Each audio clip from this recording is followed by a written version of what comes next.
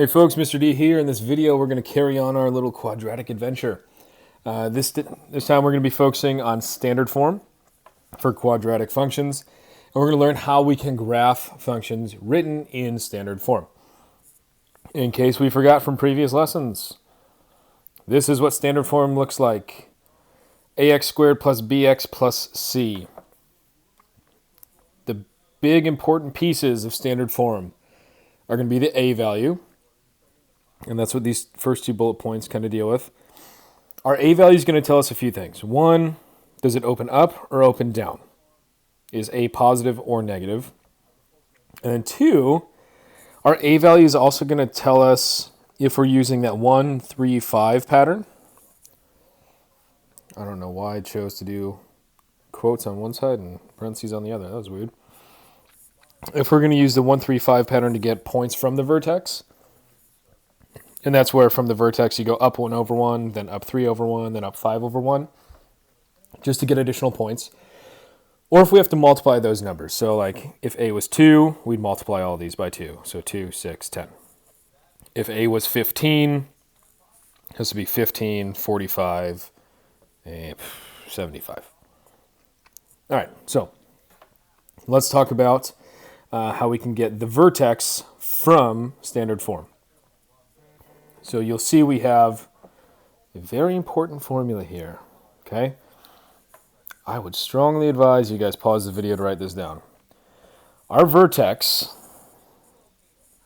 is going to be the opposite of b over 2a. You'll notice I said opposite of b, not negative b, because sometimes b might already be negative. So you always have to take the opposite of your b value over 2 times a. That's going to be the x value of your vertex, aka the axis of symmetry, remember, because you're just plagiarizing. And then when you plug that back in, you're going to plug it back into your function, and that's going to give you the y value of your vertex. So when we find our vertex in standard form, this is going to be the formula we use.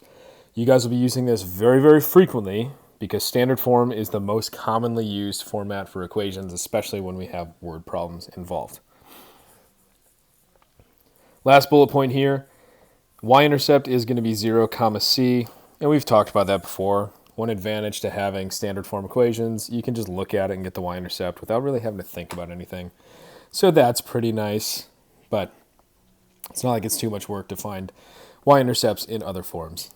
All right, so let's sketch the graph of a quadratic by finding the vertex first. We can find the y-intercept. Well, I'll do that right now. Boom, y-intercept is 3. And then the axis of symmetry. Well, axis of symmetry is really built in to the vertex. So let's go through. Based on this function, my a value is 1. My b value is 2. My c value is 3. These values are just the coefficients on your x squared, x, and constant.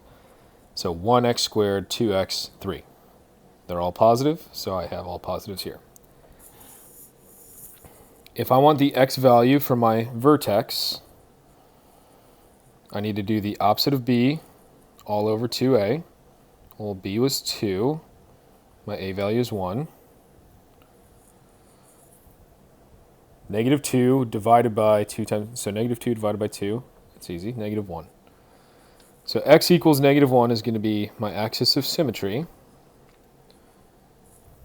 And then negative 1 comma something is going to be my vertex. Now the way that I find what that y value is I have to plug negative 1 in for x to see what I get. So negative 1 squared, it's 1. Plus 2 times negative 1, that's negative 2, plus 3. So 1 minus 2, or plus negative 2, plus 3.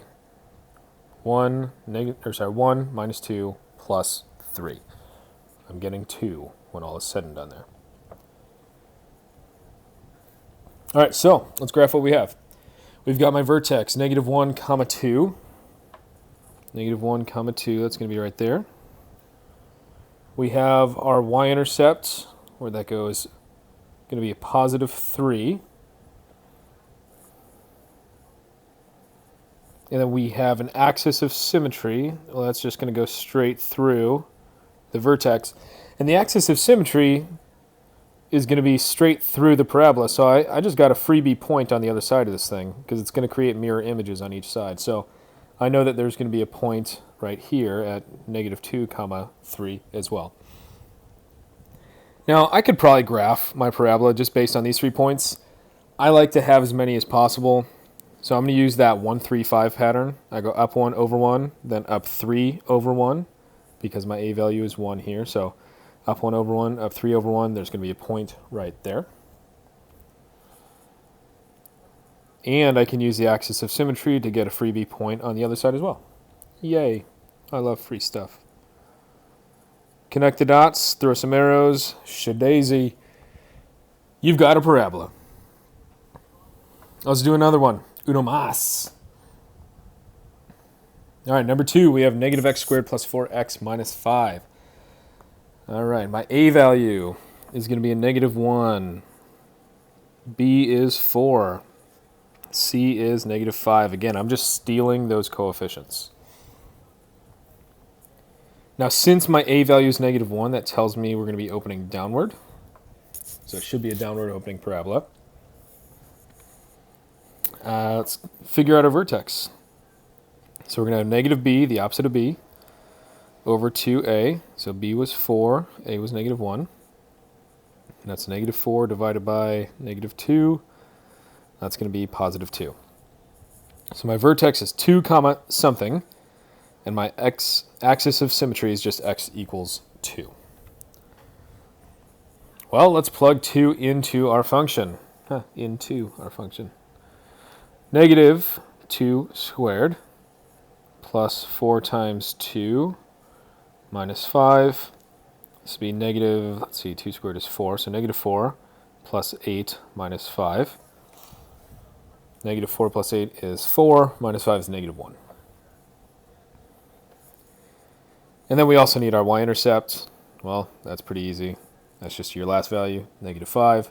Y-intercept is 0, -5. So let's graph what we've got. 2, -1 is my vertex. 2, -1 is the vertex. So I can get my axis of symmetry sketched in there as well. Anything that gets plotted to the left or right of that will be mirrored on the other side. Let's see, 0, -5. 1, 2, 3, 4, 5 is my y-intercept. And I just got a freebie point over here as well. Right now, I could graph these 3 points and get a parabola. I like to have more, though. My A value was 1, well, -1. So I'm following that 1, 3, 5 pattern, but we're going to be going down 1, down 3 instead of up 1, up 3. So from the vertex, I go down 1 over 1, then down 3 over 1. Well, we already got that. And hey, I've got room, down 5 over 1. Do the same thing on the other side. And now we can graph. All right, cool. So we have the graph of a function. No calculator needed. How fun is that? All right, now what we want to do is convert from standard form to vertex form. Well, if I think about it, vertex form has 2 things. It's got the vertex, and it's got the A value. Standard form has 2 things. It's got the y-intercept, and it's got the A value. This A value from standard form is the same A value from vertex form.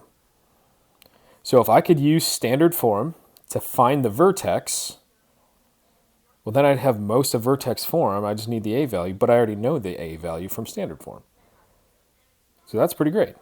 So let's go through, and we're going to find the vertex on these 2 problems, and we're going to write them in vertex form, which will be easy to do because we already know the A value. We just have to find the vertex for each. So let's go ahead and do that real quick. Here my A value is going to be 1, so I need to find the vertex. It's going to be the opposite of 1, A, over 2B. Whoa, holy cow, what am I doing? I just had a big old brain fart. The opposite of b over 2 times a. So negative 2 over 2 times 1. Well, that's going to be negative 1. So negative 1 comma something. If I plug negative 1 in for x, negative 1 squared is positive 1. 2 times negative 1 is negative 2 plus 5. So 1 minus 2 plus 5. 1 minus 2 is negative 1 plus 5 is 4. So there's my vertex. So vertex form is going to be our a value of 1 times x minus a negative 1, so plus 1, squared plus 4.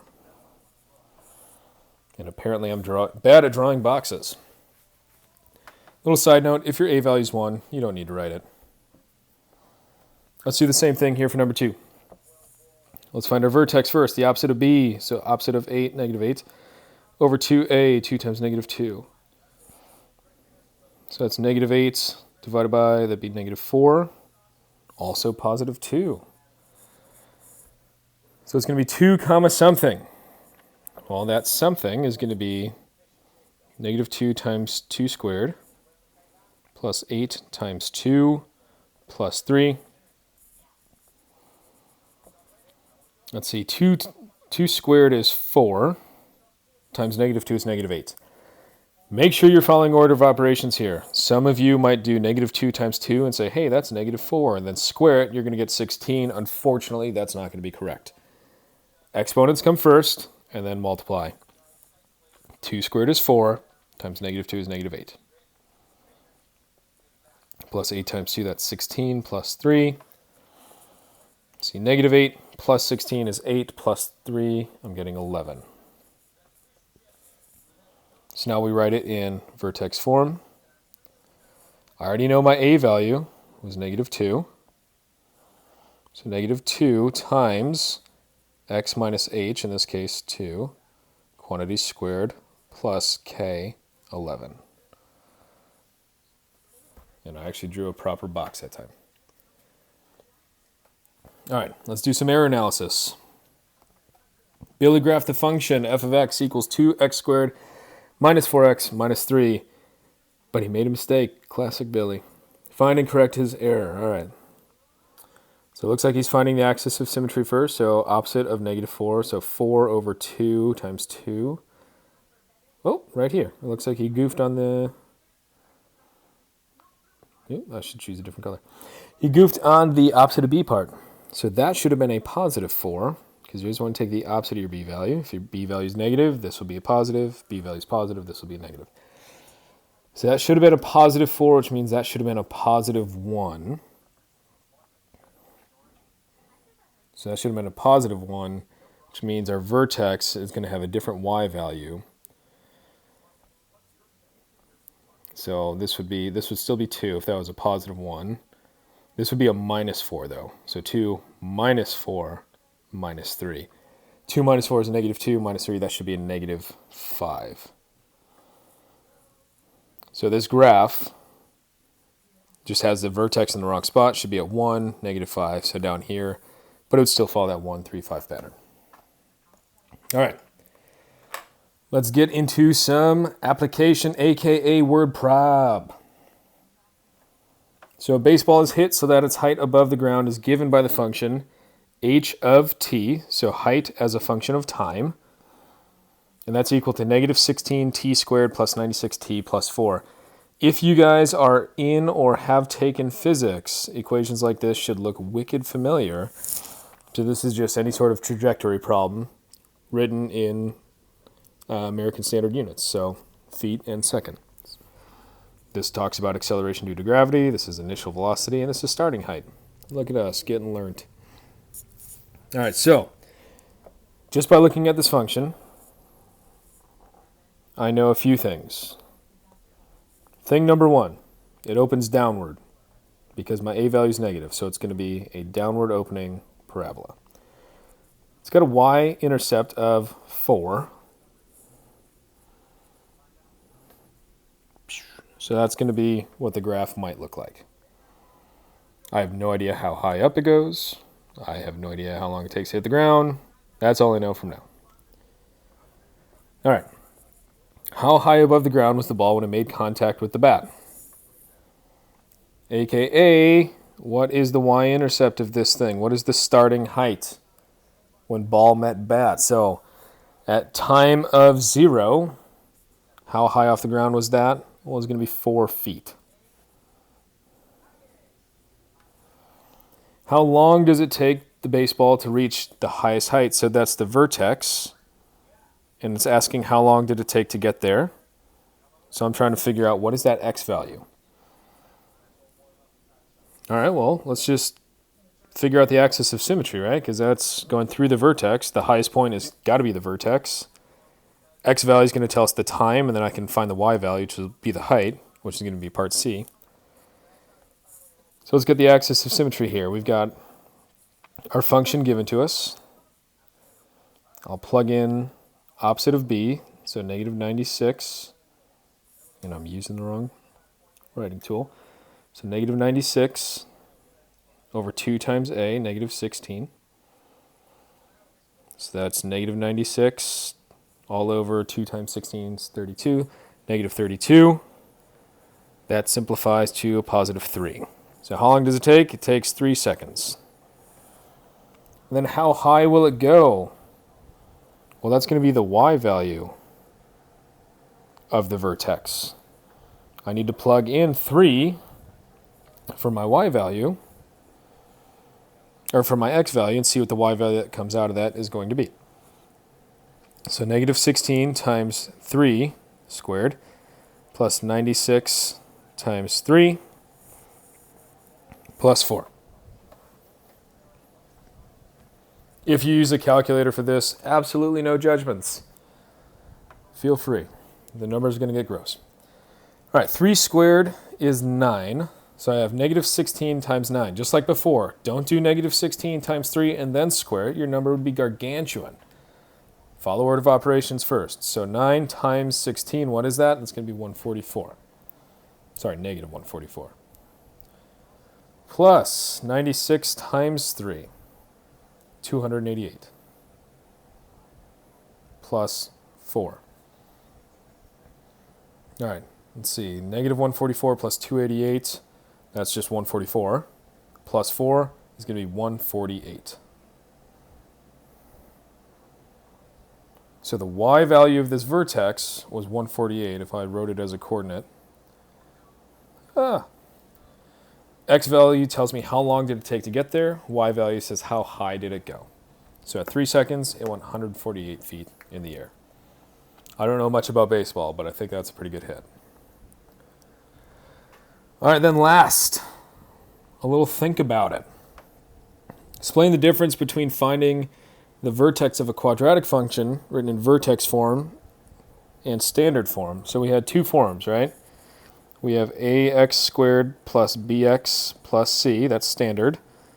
And then we had a times x minus h squared plus k, that's vertex form. So how is finding the vertex different for each of these? Well, we just did standard form today, and that's when you have to do the whole opposite of b over 2a process. And then if it's in vertex form, you kind of just look at it and you steal the h and k values and you're good to go. All right, that's it for this video. If you have any questions, please let me know. And as always, good luck, have fun, be safe, roll Tide.